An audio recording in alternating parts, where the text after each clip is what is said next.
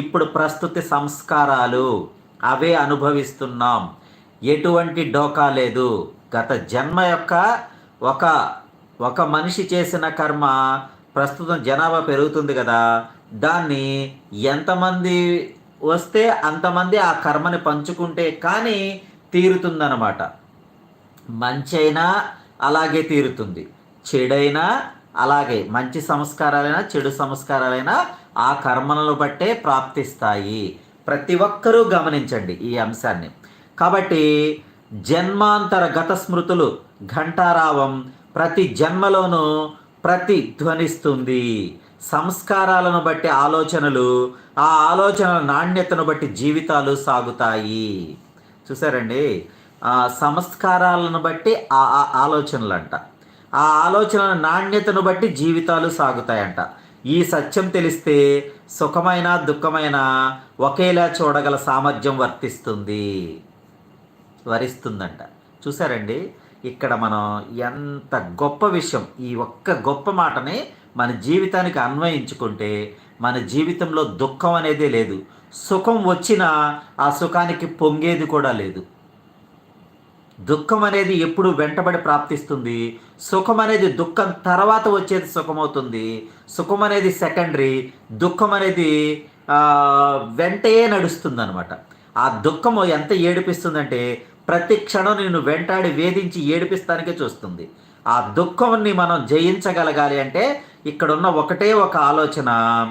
మన సంస్కారాలను బట్టి మన ఆలోచనల నాణ్యతలను బట్టి మన జీవితాలు సాగుతాయి. కాబట్టి ఈ సత్యం తెలిస్తే సుఖమైన దుఃఖమైన ఒకేలా చూడగల సామర్థ్యం వస్తుంది. మన కర్మలను బట్టి మన యొక్క ఇప్పుడు ప్రస్తుతం మన జన్మ నడుస్తుంది అని చెప్పేసి దాన్ని గనక మనం అంగీకరించగలిగితే అసలు మన దుఃఖానికి కారణమే ఉండదు. ఇక మన దుఃఖమే లేదు అసలు. మనం అది అంగీకరించకపోవడం మూలంగానే ఈ దుఃఖంలో పడి కొట్టుకోవటాలు మనకి అన్వయమవుతున్నాయి. ప్రతి ఒక్కరూ ఇది గమనించండి. కాబట్టి అద్వైతం సుఖ దుఃఖయోహో అంటాడు భవభూతి. అందుకే చూసారా, అద్వైతం అంటే ఏంటో తెలుసండి?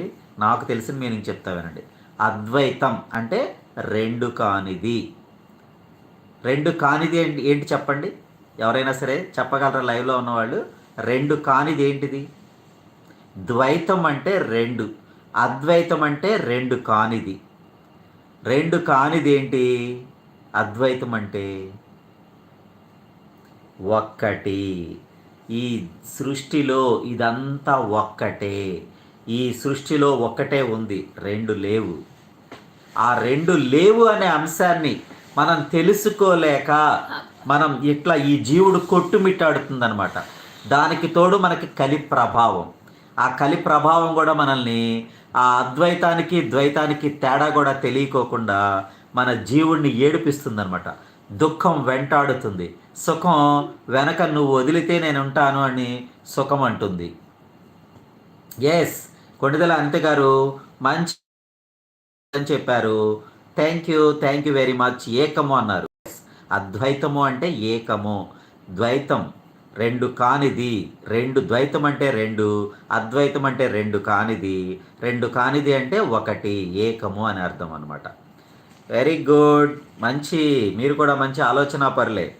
ఓకే, కాబట్టి సుఖాన్ని దుఃఖాన్ని ఒకేలా చూడగలిగే స్థితికి ఎదగాలి అన్నదే కవి వాక్యం. ఇక్కడ కవి ఎంతసేపు చెప్పింది మనకేంటి? సుఖాన్ని దుఃఖాన్ని ఒకలా చూడగలగటం. అది ఎలా అంటారు? సామాన్య మానవులు మాట్లాడే మాట ఏంటంటే సుఖాన్ని దుఃఖాన్ని ఒకేలా ఎలా చూడగలం? నువ్వు చెప్పేది రాంగ్, అది అసాధ్యం అంటారు చాలామంది. అవునా కాదా? సుఖాన్ని దుఃఖాన్ని ఒకలా చూడగలగటం సాధ్యం కాదా? ప్రస్తుత మనుషులకి సాధ్యం కాదు. కలి ప్రభావం ఏడిపించే మనుషులకి సాధ్యం కాదు. నాది పోతుంది, నాకు వస్తుంది, ఇక నాకు ఇంత ఉంది, నాకు అంత ఉంది, నాది ఇంత వాల్యూ, నాది అంత వాల్యూ అని చెప్పుకుని తిరుగుతూ ఉంటారు చూసారా? వారికి మాత్రం అచ్చంగా రోజు ఏడిపిస్తూ